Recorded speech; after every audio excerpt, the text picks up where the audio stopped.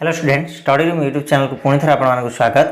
तो पिलाए आज भिडियो आम पढ़ा तुम जो नवम श्रेणी हिंदी बही रही नवम श्रेणी हिंदी बही गद्य विभाग में तुम जो गोटे गद्य रही हूँ ममता। ठीक अच्छे गद्य तो नुह ये हूँ तुम हिंदी गोटे गल्प जहाँ को लिखिं जयशंकर प्रसाद।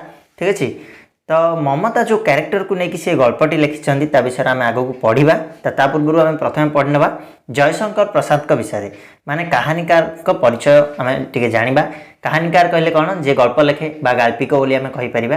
ठीक अच्छे तेल जयशंकर विषय टे पढ़ा तापर आग को आम ममता पाठटी पढ़ा। ता पूर्व तुमने चैनल को सब्सक्राइब करना ताले सब्सक्राइब करनी और बेल आइकन को प्रेस करके नोटिफिकेशन बेल को निहाती भाव ऑन करनब।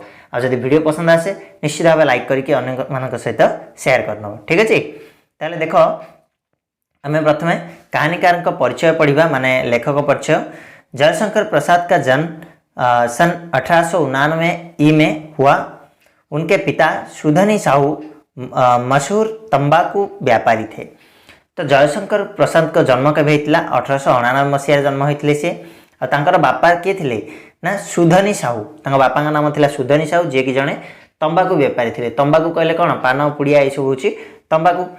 वे व्यवसाय करते थे लेकिन लिखते थे काव्य कविता।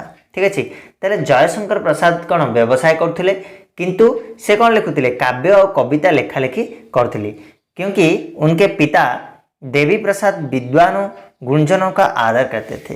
कौन पाए ना तांको बापा जो देवी प्रसाद थिले से कौन करते ना विद्वान मान को गुणीजन मान को सी आदर करते।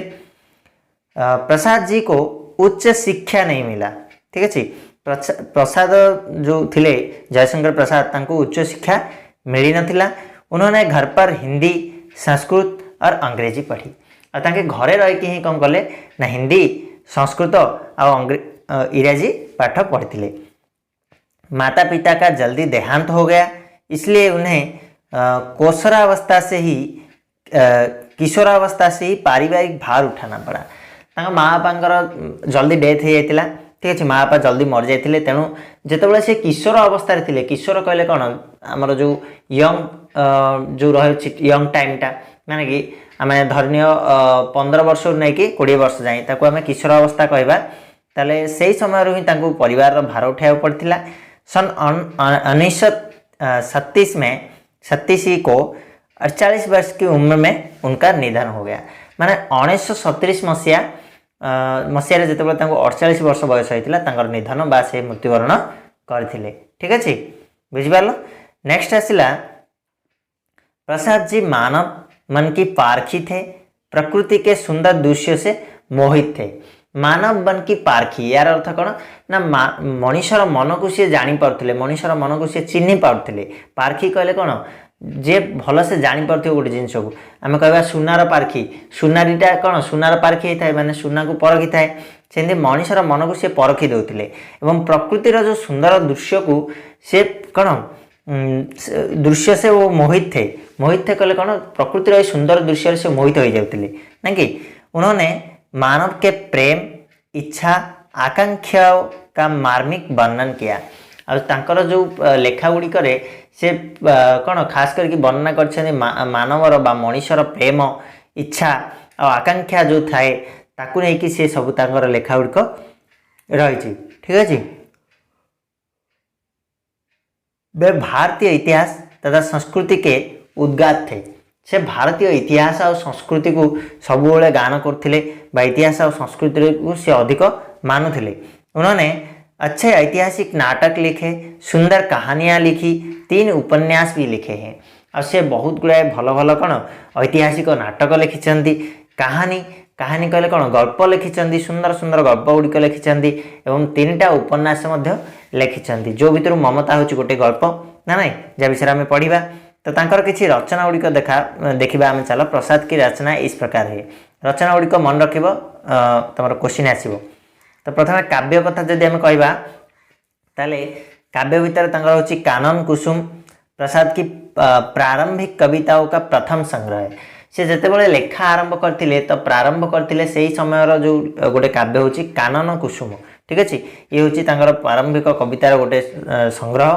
देन अन्य काव्य गुड़िक है कृतियों में चित्राधार प्रेम पथिक, महाराजा का महत्व, करुणामय, झरना, लहर, आंसू और कामायनी उल्लेखनीय है। ठीक अच्छे ये सब काव्य गुड़िक कौन उल्लेखनीय रही।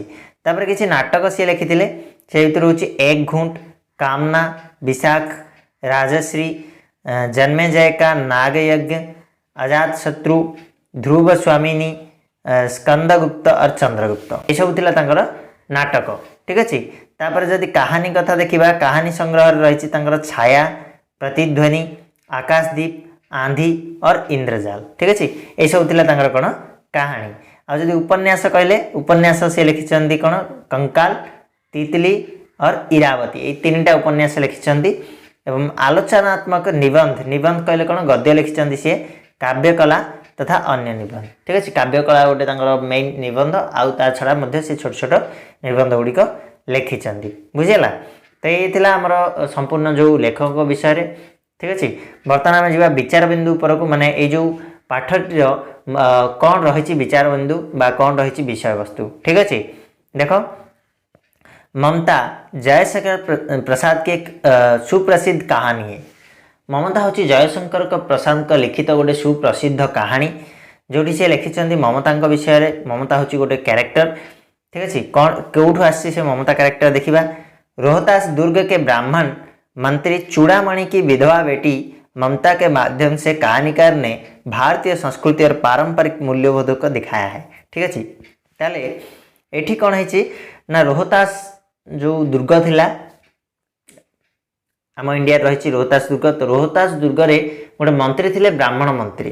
ठीक अच्छे जहाँ नाम थिला कौन चूड़ामणि। आ चूड़ामणि विधवा झील हूँ किए ममता। तो ता माध्यम ये कहानीकार बा गाल्पिक कौन कर भारतीय संस्कृति और पारंपरिक मूल्यबोध को ये दर्शाई क्या माध्यम ममता माध्यम जे कि रोहतास दुर्गर ब्राह्मण मंत्री चूड़ामणिकर विधवा झील थिला। बुझिपारछ माने तार स्वामीकर डेथ हो जाइतिला। तापर कौन है ना ममता मध्ययुग के रोहतास दुर्ग के ब्राह्मण मंत्री चूड़ामणि की विधवा पुत्री है। उसकी माता का पहले ही देहांत हो चुका है। तो ममता थिला मध्ययुगर रोहतास दुर्गर ब्राह्मण मंत्री चूड़ामणिकर विधवा झील आउ तार जो माँ डेथ आगु हो सारी देहांत हो चुका है माने बहुत पूर्वर माँ मृत्यु हो जाए।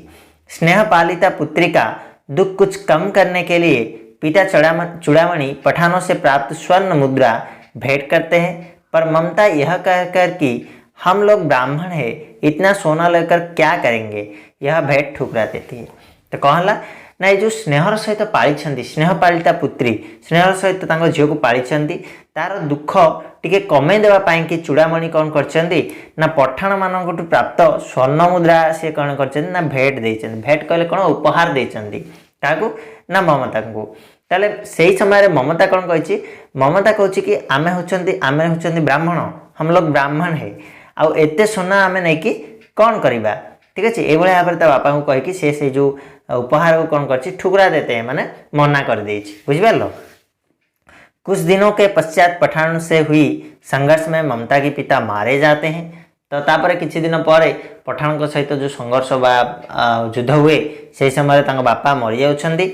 ममतार बापा दुर्ग पर शेरशाह का अधिकार हो जाता है और शेरशाह से दुर्ग को जीति दियंती और शेरशाह अधिकार हो जाए। ममता भाग निकलती है और एक वर्ध मठ के खंडहरों में जा छिपती है।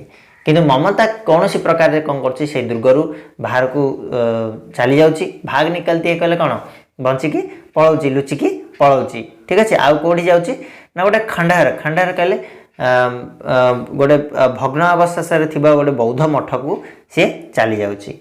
ठीक अच्छे तापर देख कौन है आगे चलकर मुगल बादशाह हुमायूं चौसा युद्ध में शेरशाह से हार कर एक रात को ममता की झोपड़ी में पहुंचते हैं और आश्रय की भिक्षा मांगते हैं। ठीक अच्छे किंतु सी जा झोपड़ी रोचे रहा किसी दिन पर कौन है ना हुमायूं जे कि कोड़ी मुगल बादशाह थे चौसा युद्ध से शेरशाह ठारू हारिकी गोटे राति ममतार झोपड़ी की जाइए ममतार से जो कुड़िया को जाइए कुड़िया जाकि आश्रय भिक्षा करते। अतिथि देवो भव इसी भारतीय सांस्कृतिक परंपरा के नाम पर ममता हुमायूं का परिचय मालूम ना होते हुए भी उन्हें उस झोपड़ी में आश्रय देती है एवं स्वयं पास की टूटी दीवारों में चले जाती है। ठीक अच्छे। तो कौन है आमर भारतीय संस्कृति होची कौ संस्कृति ना अतिथि देव भवर संस्कृति माने अतिथि जदि आसिला आमे ताको देवता भलिया पूजा करंदी तले एई जो भारतीय संस्कृति और परंपरा को बजाय रखिया पाई से ममता कौन करछि ना हुमायूं को न जानिथिले मध्य हुमायूं को परिचय को न जानिथिले मध्य से कौन करछि ताको आश्रय तार जो झोपड़ी तार से कुड़िया रे से आश्रय देउछि हुमायूं को एवं स्वयं निजे से झोपड़ी रु बाहर की गोटे टूटी दीवार भंगा गोटे कौन भंगा गोटे भग्न अवस्था से थिबा घर भीतर को से चली जाउछि। दूसरे दिन सुबह हुमायूं ममता की खोज करने का आदेश सैनिकों को देती है पर ममता कहीं नहीं मिलती।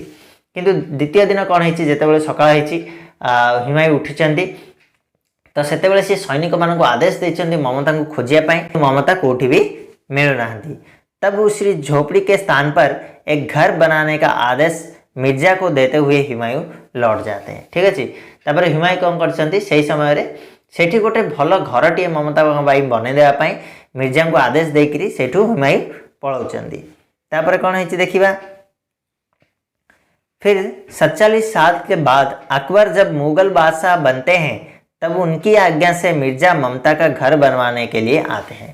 तापर जितेबाला 47 वर्ष पर के अकबर आसिकी मुगल बादशाह होचंदी मुगल सम्राट होचंदी से समय रे तांको आज्ञा रे मिर्जा कौन करचंदी ना ममता को घर बनवा पाई आसचंदी। उस समय ममता 70 साल की वृद्धा है। ठीक अच्छे। आ सही समय रे ममता का बयस 70 वर्ष हो जाइए 70 वर्ष से बुढ़ी हो जाइछंती। मुगल को अपनी झोपड़ी सौंप कर ममता स्वर्ग सीधा जाते हैं। आ से कौन करचंती ना से समय मुगल मान को निजर जो कुड़ियाटी को दे देकी से स्वर्ग सीधार करे कौन मृत्युवरण कर जाउछंती। ठीक अच्छे। उस स्थान पर हुमायूं की स्मृति में एक अष्टकोण मंदिर बनवाया जाता है पर कहीं भी उस मंदिर पर ममता का नाम लिखा नहीं जाता। ठीक अच्छे। तापर सही जगार कौन है ना हुमायूं को स्मृति रे गोटे अष्टकोण मंदिर गोटे तैयारी होइछि किंतु सेही मंदिर रे कोठी भी ममता ना देखिया मिलुनी बा कोठी भी लेखा हेनी। बुझीला।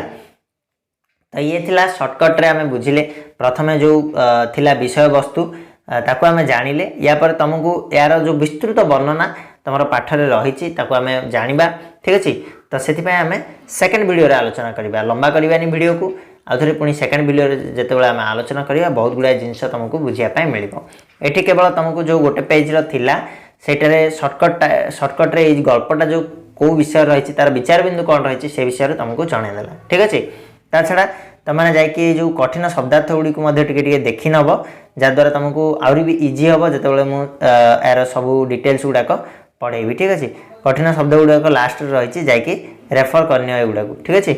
तो आज एति पुणी नेक्स्ट वीडियो मिसिबा आ बाकी जिनस तक पढ़ा से जाए धन्यवाद।